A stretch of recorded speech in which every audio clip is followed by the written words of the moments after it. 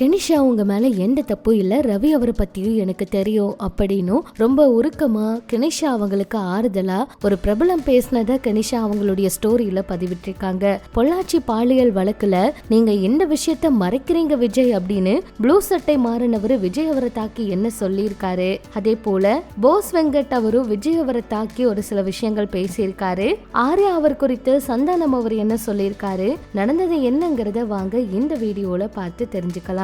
Ravi Kenisha இவங்களுடைய விஷயம் இந்த ஒரு சில நாளாவே சமூக வலைதளங்கள்ல ரொம்ப வேகமா பரவிக்கிட்டு இருக்கு. இது எல்லாத்துக்குமே அவங்களும் என்னதான் கெனிஷா அவங்க மட்டும்தான் அவங்களுடைய சைடு இருந்து இதுல பேசுற எல்லாத்துக்குமே திருப்பி திருப்பி பதிலடி கொடுத்துட்டு இருக்காங்க. சொல்ல போனா ஆர்த்தி அவங்க பதிவிட்ட அந்த ஒரு பதிவுக்கு கூட கெனிஷா அவங்க ரொம்ப அமைதியா இருக்கிற பெண்களை தான் ஆண்கள் விரும்புவாங்க, அதாவது மனசுக்கு அமைதி கொடுக்கிற பெண்களை தான் விரும்புவாங்க இப்படிங்கிற மாதிரி எல்லாம் கூட ஒரு சில பதிவுகளை பதிவிட்டாங்க.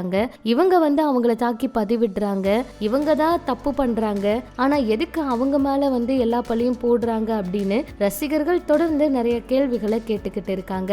இந்த நிலையில கெனிஷா அவங்களுடைய ஸ்டோரியில ஒரு பதிவை பதிவிட்டு இருந்தாங்க.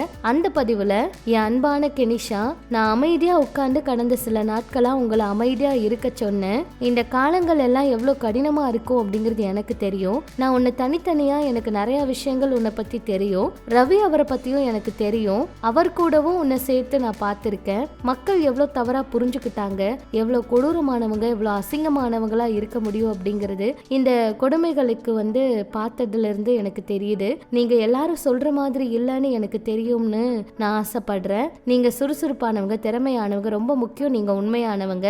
உண்மை ஒரு நாள் வெளிவரும். உங்க தலையை உயர்வா வச்சிருங்க. நீங்க எப்படி இருக்கீங்களோ அப்படியே இருங்க, பயப்படாதீங்க, எதையும் யோசிக்காதீங்கன்னு சொல்லியிருக்காங்க.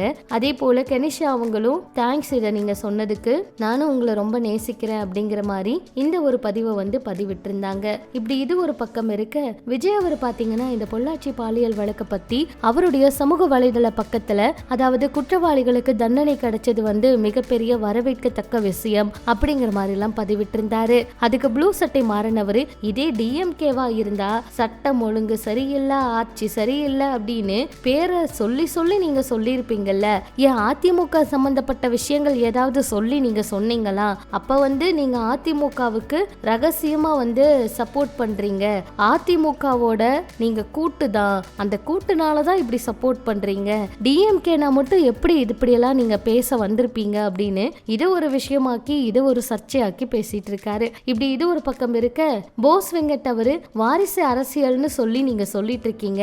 நீங்க வாரிசு இல்லையா? அப்ப உங்க தாத்தால ஆரம்பிச்சு மகன் வரைக்கும் சினிமால வந்திருக்காங்களே, அதுக்கு பேர் என்ன? அது கூட பரவாயில்ல, வாரிசு அரசியல்னு யார சொல்றீங்களோ அவங்க பாத்தீங்கன்னா தயாரிச்ச முதல் படத்துல நீங்க நடிச்சிருக்கீங்க. அப்ப ஏன் நீங்க நடிச்சீங்க? அப்பவே உங்களுக்கு வாரிசு அரசியல்னு தோண வேணாமா அப்படிங்கிற மாதிரி எல்லாம் கூட கேள்விகளை எழுப்பியிருக்காரு. அப்புறம் சந்தானம் அவர் பாத்தீங்கன்னா ஆர்யா அவரை பத்தி பேசும்போது, ஆர்யா நானும் நண்பர்களா இருக்கும்போது சண்டை வராது, அவர் ப்ரொடியூசரா இருக்கும்போது எங்களுக்குள்ள சில நேரங்கள்ல சண்டை வரும், சில நேரங்கள்ல ஆர்யா கோச்சிட்டு போயிருவாரு.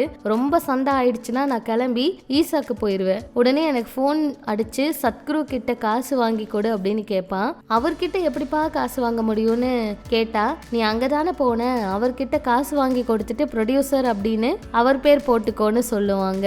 இப்படிதான் எங்களுக்குள்ள சண்டை வரும் அப்படின்னு சொல்லி சந்தானம் அவரு இந்த விஷயத்த சொல்லியிருக்காரு. இதை பற்றி உங்களோட கருத்துக்களை சொல்லுங்க. இன்னும் நிறைய சினிமா தகவலை தெரிஞ்சுக்க நம்ம சேனல் கூட இணைஞ்சிருங்க.